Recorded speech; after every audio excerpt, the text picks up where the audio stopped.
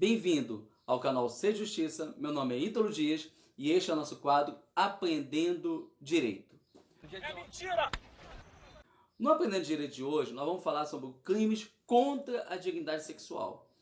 Você encontra esse crime no artigo 213, que começa pelo estupro, né? Mas antigamente, esse crime ele não tinha essa denominação de contra a dignidade sexual. Ele era chamado de crimes contra os costumes. Porém, em 2003, começou um grande debate, um grande clamor da sociedade. E aí, nesse caso, a deputada Maria do Rosário e as senadoras Patrícia Saboia e Seren Cesarenko, se não me engano é esse o nome, elas começaram a debater sobre um pouquinho mais sobre esse crime, achando que a sociedade precisava de uma resposta melhor contra os crimes que as mulheres estavam sofrendo. E aí em 2003 tiveram as comissões, chegou em 2004, isso virou projeto de lei, até que em 2009 surgiu a lei 12.015. A lei 12.015, até 2015, de 2009, ela fez algumas mudanças. Uma foi logo essa, mudou o título, né? Agora não é mais crime contra os costumes, mas sim crime contra a dignidade sexual. Um outro detalhe também é que ela revogou o artigo 214. Por exemplo, o artigo 214, ele parou de, vamos imaginar, ele parou de ter efeito, ele foi revogado. Então as pessoas que cometiam o crime 214 agora respondem pelo crime 213, tá bom? No Código Penal, que é sobre estupro. O artigo 213, ele fala o seguinte: constranger alguém mediante violência ou grave ameaça e ter conjunção carnal ou praticar ou permitir que com ele se pratique outro ato libidinoso, né? Então você vê que o crime de estupro, ele diz que você tem conjunção carnal. Você sabe o que é conjunção carnal? Indecente, só pensa naquilo.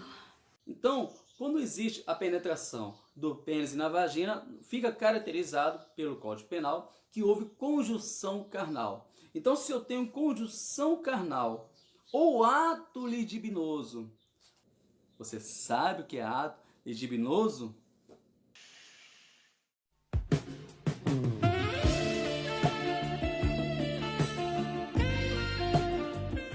Resumindo, ato libidinoso, por exemplo, sexo anal, sexo oral, masturbação, isso são atos libidinosos, tá? Então, se existe isso mediante violência, tá, ou grave ameaça, você cometeu o crime 213. Existe uma questão que as pessoas falam: mas as pessoas que foram condenadas pelo artigo 214, tá? Que ele diz constranger alguém a ato libidinoso. Então, a partir do momento que essa lei foi revogada, então as pessoas ficaram livres, existe o que nós chamamos de absolutio criminis? Não.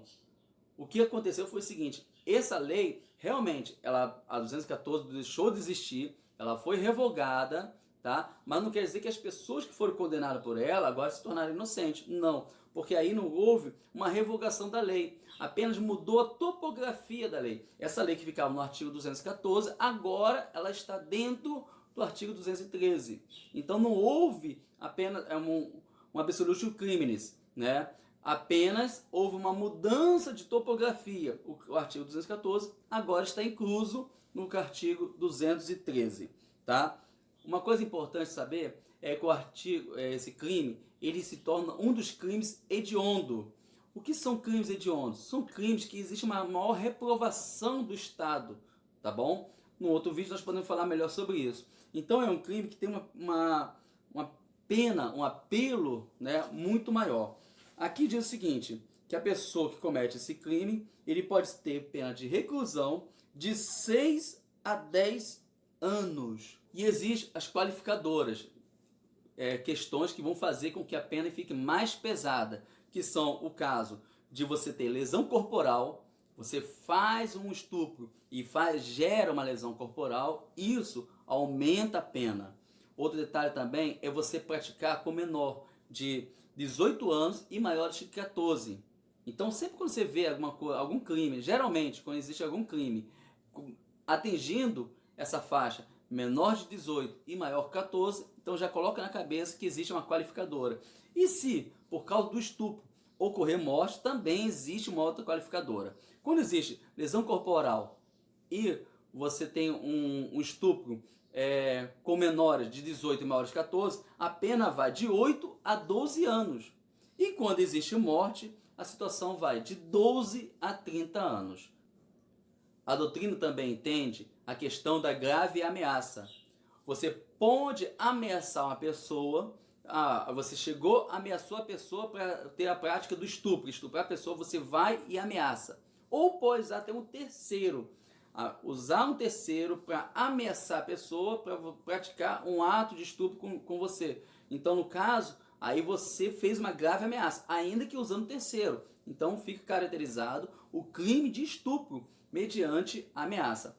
Detalhe, essa ameaça ela tem que ser fundamentada, né? Não pode ser uma questão de, uma coisa boa, uma ameaça simples e a pessoa vai e tem uma relação sexual aí. Então tem que ser uma grave ameaça. E também a questão da violência. Quando existe uma violência, o que nós chamamos de vis corporalis, né? Uma questão de violência, também fica caracterizado o estupro.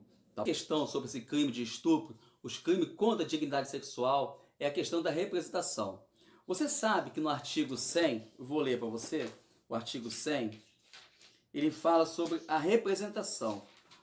A ação penal é pública, salvo quando a lei expressamente a declarar privativa do ofendido, né? Geralmente, toda ação ela é pública, a não ser que a lei diz, não, essa é privativa. Quem tem que ir lá fazer a declaração é a pessoa ofendida, a pessoa que sofreu a violência. E nesse caso, a lei sobre a questão do estupro contra a dignidade sexual diz isso. Lá no artigo 225 diz o seguinte: nos crimes defendidos no capítulo 1 e 2 desse título, que são os casos dos crimes de estupro, processo mediante ação penal pública condicionada à representação. A pessoa tem que ir lá fazer a representação. Porque o legislador entende da seguinte forma: a pessoa sofreu uma violência tão séria, né, mexendo na sua dignidade sexual, já está tão fragilizada, e agora vem um Estado, né, chegar e intervir, então ela tem que ter o direito, né, ela quer pelo menos ter preservado a sua imagem, e ela vai lá e condiciona, ela vai lá e se representa, tá bom? Não é o Estado que vem de forma incondicional e faz a representação, não. O ofendido tem que fazer a representação.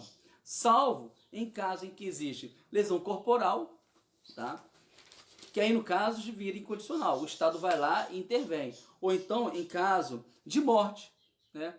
A pessoa não tem mais como se representar, porque ela morreu.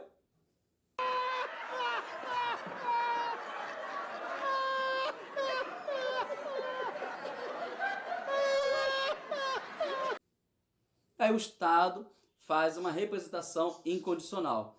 E também entra na questão da representação incondicional se a pessoa for menor de 18 anos e maior que 14, ou quando a pessoa é vulnerável. Nessa questão da pessoa vulnerável, o Estado entende o seguinte: aquela pessoa que não tem condições financeiras, tá? Ela sofreu uma violência, o Estado sabe, e a pessoa não tem condições de se representar, então aí o Estado intervém, tá bom? Ou em caso, quando o crime acontece, tá? Feito no poder familiar. A pessoa estava no convívio familiar, ela foi estuprada, e aí o Estado intervém nesse caso, porque ela acredita que a pessoa foi vulnerável. Vamos imaginar que uma criança foi estuprada por um pai. Então, o Estado vai lá e intervém. Vamos imaginar que esse mesmo pai vai e estupra uma mulher, uma vizinha, por exemplo. Né? Pai tarado, né? Vai lá e estupra uma vizinha. Aí, no caso, a vizinha tem que ir lá fazer uma representação, porque o Estado não é menor, em tese, né? não é menor, não é vulnerável, aí ela tem que ir lá e fazer a representação. Pessoal, esse é o crime de estupro, um crime horrível, hediondo, que tem que ser combatido, tá bom? E porque nós temos essa sede de justiça. E eu gostaria de pedir um favorzinho, dá um toquezinho aí, ó, rapidinho, dá uma curtida, tá? Dá um like aí pra gente e se inscreva no canal, tá vendo esse botãozinho vermelho aí, ó? Dá uma curtida aí, dá uma moral pra gente aí, tá bom? Valeu, gente, que continuamos nessa sede de justiça.